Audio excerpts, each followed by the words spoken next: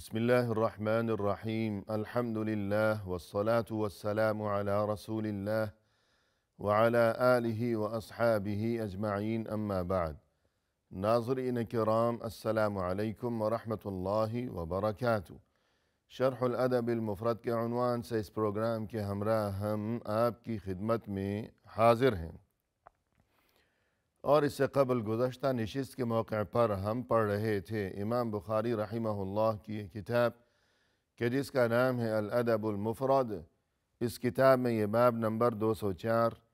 کہ جس کا عنوان قائم فرمایا ہے امام بخاری رحمہ اللہ نے، فرمایا کہ باب من قال لآخر یا منافق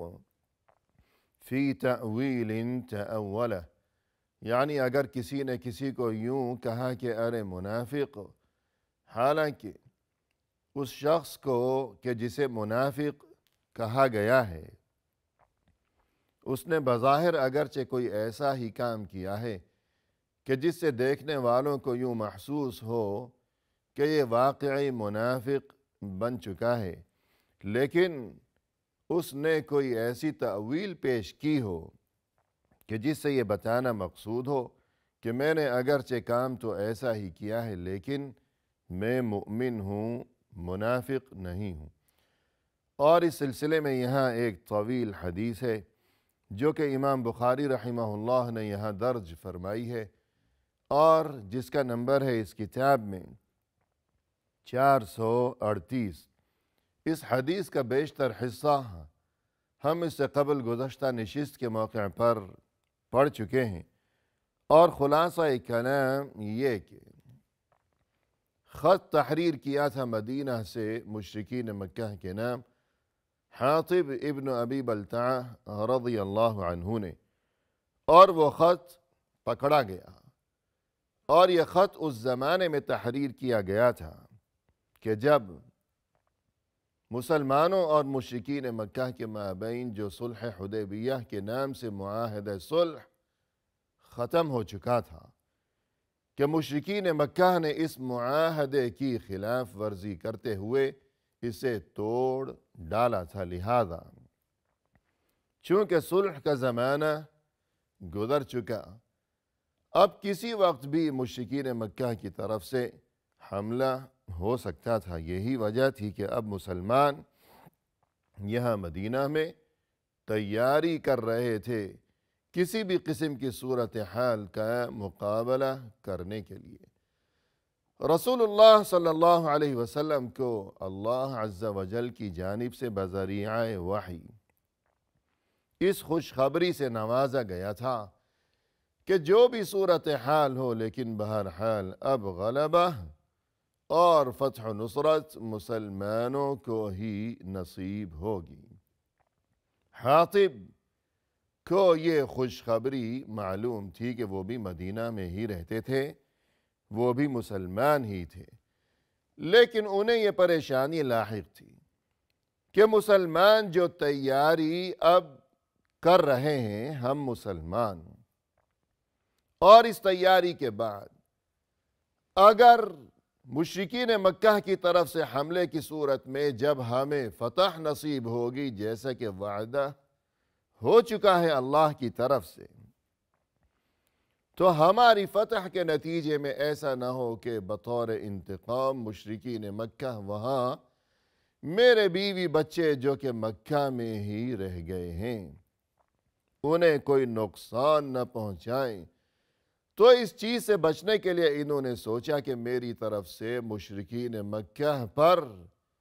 کوئی احسان ہو جائے، تو اس چیز کا وہ لحاظ شاید کریں گے، لہذا انہوں نے خط لکھا اور اس میں یہ اطلاع دی کہ یہاں کیا تیاریاں چل رہی ہیں۔ وہ خط پکڑا گیا۔ اب اس کا مقصد یہ ہوا کہ یہ منافق ہیں، منافق ہو چکے ہیں، لیکن یہ اس سے قبل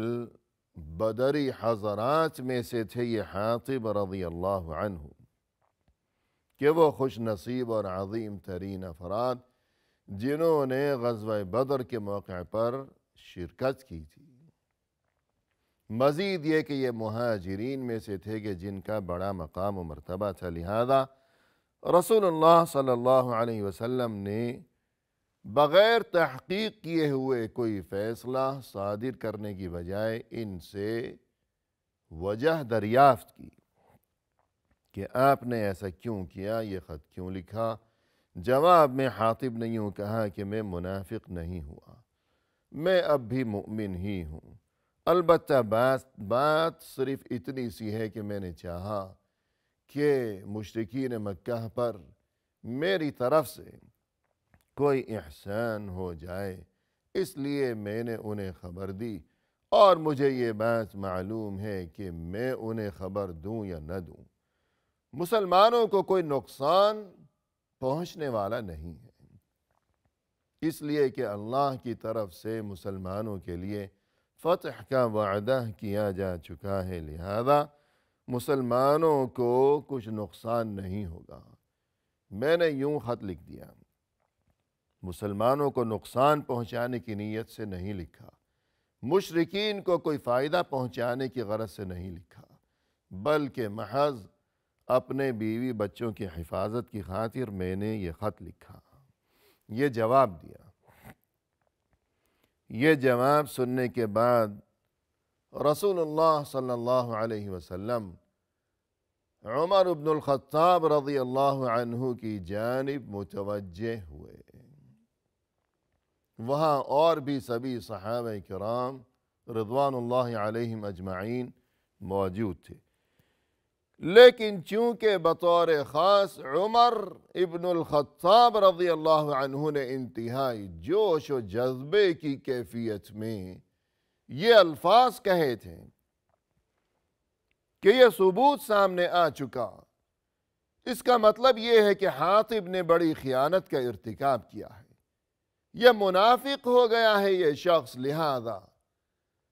اے اللہ کے رسول آپ مجھے اجازت دیجئے کہ میں ابھی نقد آگے بڑھ کر فوری طور پر میں اس کی گردن اڑا دوں۔ یہ الفاظ کہے تھے عمر بن الخطاب رضی اللہ عنہ نے، لہذا اب جب کہ تحقیق ہو چکی اور یہ کہ حاطب کا اصل مقصود کیا تھا، نیت کیا تھی، یہ جواب سامنے آ چکا، تو اب رسول اللہ صلی اللہ علیہ وسلم نے بطور خاص عمر بن الخطاب رضی اللہ عنہ کی طرف متوجہ ہوتے ہوئے یوں فرمایا کہ صدق یا عمر، اے عمر، بات یہ ہے کہ حاطب نے جو کچھ کہا بالکل سچ کہا، یہ جھوٹ نہیں بول رہے، جو کچھ انہوں نے کہا بالکل سچ کہا، یہ منافق نہیں ہوئے، یہ مؤمن ہے، انہوں نے ہمیں نقصان پہنچانے کی سازش نہیں کی۔ پھر مزید یہ کہ ناظرین کرام ہمیں یہ بات بھی معلوم ہونی چاہیے کہ انہوں نے اگرچہ وہ خط تحریر کیا، دشمنوں کو خبر دی کہ یہاں کیا تیاریاں چل رہی ہیں، لیکن اگر وہ خط وہاں پہنچتا تب کیا نتیجہ برآمد ہوتا، مشرکین کو کوئی فائدہ پہنچتا یا نہ پہنچتا، مسلمانوں کو نقصان پہنچتا، یہ کیا ہوتا، اس خط کی وجہ سے اس کی تو نوبت ہی نہیں آئی۔ یعنی اللہ کی طرف سے حاطب کے لیے یہ خاص کرم ہو گیا کہ وہ خط تو وہاں پہنچا ہی نہیں، پہلے ہی پکڑ لیا گیا۔ تو اس میں بھی گویا اس بات کی علامت ہے اور یہ اشارہ ہے کہ اللہ کے نزدیک حاطب مؤمن ہی تھے، منافق نہیں تھے،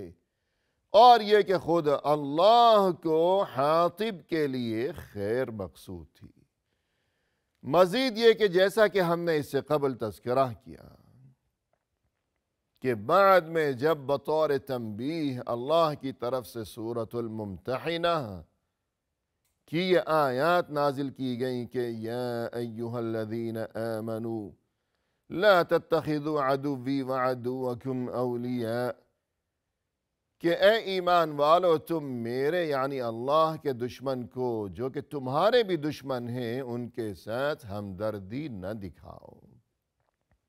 انہیں دوست نہ بناؤ۔ تو بطور خاص حاطب کو تنبیہ مقصود تھی، اگرچہ صیغہ عام تھا تو یوں مخاطب کیا گیا کہ اے ایمان والو، یعنی یہ خط لکھنے کے باوجود اللہ عز و جل کے نزدیک حاطب بھی مؤمن ہی تھے۔ رسول اللہ صلی اللہ علیہ وسلم نے فرمایا کہ صدق یا عمر، کہ اے عمر آپ نے یہ جو بات کہی کہ یہ منافق ہو گئے، اور مجھے اجازت دیجئے کہ میں اس کی گردن اڑا دوں، لیکن میں یہ کہتا ہوں کہ حاطب منافق نہیں ہوئے، یہ مؤمن ہیں، یہ سچ کہہ رہے ہیں۔ اولیس قد شہید بدرن، اے عمر کیا حاطب نے بدر میں شرکت نہیں کی ہے؟ یعنی حق و باطل کے مابین وہ اولین معرکہ، وہ تاریخی معرکہ، وہ انتہائی مبارک ترین غزوہ کہ جس کا نام ہے غزوہ بدر، اور وہ عظیم ترین افراد جو کہ اس موقع پر شریک ہوئے تھے، جنہیں اللہ کی طرف سے ہمیشہ کے لیے عظیم ترین خوشخبریوں سے شاد کام کیا گیا تھا۔ حاطب بھی تو انہی میں سے ہیں۔ اولیس قد شہید بدرن، اے عمر ذرا سوچئے کہ حاطب بھی تو بدر میں شریک ہوئے تھے۔ لعل اللہ اطلع الیہم فقال اعملوا ما شئتم فقد وجبت لکم الجنہ۔ عمر یاد رکھنا یہ بات، یہ جو بدری حضرات ہیں کہ جنہوں نے غزوہ بدر کے موقع پر شرکت کی تھی، اور یہ حاطب بھی انہی میں سے ہیں، اللہ نے ان کے دل کو ٹٹول کر دیکھ لیا ہے۔ یہ 313 یہ خوش نصیب افراد، یہ بدری حضرات، اللہ نے ان کے دل کو ٹٹول کر دیکھ لیا ہے، اور پھر اللہ نے یہ اعلان فرما دیا ہے کہ اعملوا ما شئتم فقد وجبت لکم الجنہ، کہ جاؤ تم جو چاہو کرو، تمہارے لیے جنت یقینی ہو چکی ہے۔ کہ ان کی جو کیفیت ہے، جو ایمانی صورتحال ہے، اللہ نے اسے ٹٹول کر خوب دیکھ لیا ہے، ان کے دلوں کو اللہ نے ٹٹول لیا ہے۔ اور جو جواب وہاں پایا گیا کہ دلوں کو ٹٹولا گیا اللہ کی طرف سے، اور جو صورتحال وہاں نظر آئی ہے، تو اس کا نتیجہ یہ ہے کہ ان کے دلوں میں ایمانی کیفیت ایسی ہے، اتنا راسخ اور مضبوط ایمان ہے ان کے دلوں میں، کہ جس کی بنا پر اللہ کی طرف سے یوں اعلان کر دیا گیا کہ اعملوا ما شئتم فقد وجبت لکم الجنہ، کہ تم جو چاہو کرو، تمہارے لیے جنت یقینی ہو چکی ہے۔ یعنی ناظرین کرام، بقول اہل علم ہمیں یہاں یہ بات بھی معلوم ہونی چاہیے کہ جو چاہو کرو، تمہارے لیے جنت یقینی ہو چکی ہے۔ اللہ کی طرف سے یہ اعلان بدری حضرات کے لیے، تو اس کا یہ مقصد نہیں کہ اب وہ آزاد ہیں کہ اگر چاہیں تو اچھے کام کریں، اگر چاہیں تو برے کام کریں، کہ کوئی پابندی نہیں ہے، کوئی شرعی احکام اب ان کے لیے باقی نہیں رہے کہ یہ حلال ہے، یہ حرام ہے، اور یہ کہ یہ خیر ہے، یہ شر ہے، یہ تمام پابندیاں اب ان کے لیے باقی نہیں رہیں کہ جو چاہیں کریں، یہ مطلب نہیں ہے، بلکہ مطلب یہ ہے کہ اللہ نے ان کے دلوں کو ٹٹول کر دیکھ لیا تو یہ صورتحال نظر آئی کہ ان کی ایمانی کیفیت اس قدر مضبوط ہے کہ اولاً تو یہ کوئی برا کام نہیں کریں گے، لیکن اگر کبھی کسی سے کوئی غلطی سرزد ہو بھی گئی غزوہ بدر کے بعد بقیہ زندگی میں کہ کوئی فرشتہ تو نہیں ہے، اول و آخر انسان ہیں، خطا کار ہیں، اگر کوئی غلطی سرزد ہو گئی تو یہ اس غلطی پر قائم نہیں رہیں گے، بلکہ اللہ کی طرف سے انہیں توبہ کی توفیق عطا کی جائے گی، توبہ کر لیں گے اگر غلطی ہو گئی بالفرض، اور یہ کہ آخر کار ان کا خاتمہ ایمان پر ہوگا، اور یہ کہ آخری ٹھکانہ ان کا جنت میں ہی ہوگا، یہ وعدہ کر لیا گیا، یہ مقصد ہے، یہ نہیں کہ ہر قسم کی پابندیاں ختم ہو گئیں۔ لہذا رسول اللہ صلی اللہ علیہ وسلم نے فرمایا کہ اے عمر، تم نے تو یوں کہا تھا کہ یہ منافق ہو گیا یہ شخص، یہ حاطب، کہ یہ ثبوت موجود ہے، اور یہ کہ مجھے اجازت دیجئے کہ میں آگے بڑھ کر اس کی گردن اڑا دوں، لیکن اے عمر بات یہ ہے کہ یہ منافق نہیں ہے، یہ مؤمن ہے، یہ سچا انسان ہے، اس کی باتیں سچی ہیں، یہ تو بدر میں بھی شریک ہوئے تھے، اے عمر تم جانتے ہو اس بات کو، مزید یہ کہ اے عمر یہ جو بدری حضرات ہیں، یہ 313 انسان، اللہ نے تو ان کے دلوں کو ٹٹولا، اور دلوں کو ٹٹولنے کے بعد اللہ نے یہ اعلان فرما دیا کہ جو چاہو کرو، جنت تمہارے لیے یقینی ہو چکی ہے، اور یہ حاطب بھی انہی خوش نصیب ترین افراد میں سے ہیں، یہ منافق نہیں۔ فدمعت عینا عمر وقال اللہ ورسولہ اعلم، رسول اللہ صلی اللہ علیہ وسلم کی یہ بات سنی، ابھی کچھ دیر قبل عمر یوں کہہ رہے تھے کہ میں اس کی گردن اڑا دوں، مجھے اجازت دی جائے، لیکن اب رسول اللہ صلی اللہ علیہ وسلم کی یہ جو گفتگو سنی تو کیفیت یہ ہو گئی کہ اب فوراً ہی عمر رضی اللہ عنہ کی آنکھوں سے آنسو بہنے لگے، اور یوں کہا عمر رضی اللہ عنہ نے کہ اللہ ورسولہ اعلم، بے شک اللہ اور اس کا رسول ہی بہتر جانتے ہیں، یعنی فوراً سر تسلیم خم کر دیا، اپنی بات پر اصرار نہیں کیا،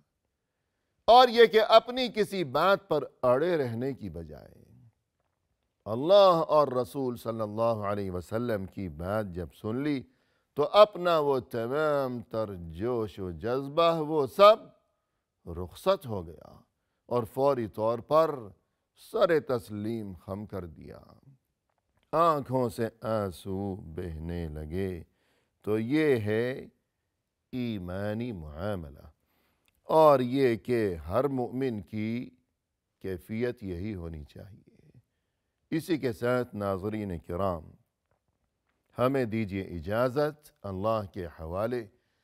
وآخر دعوانا ان الحمد للہ رب العالمین۔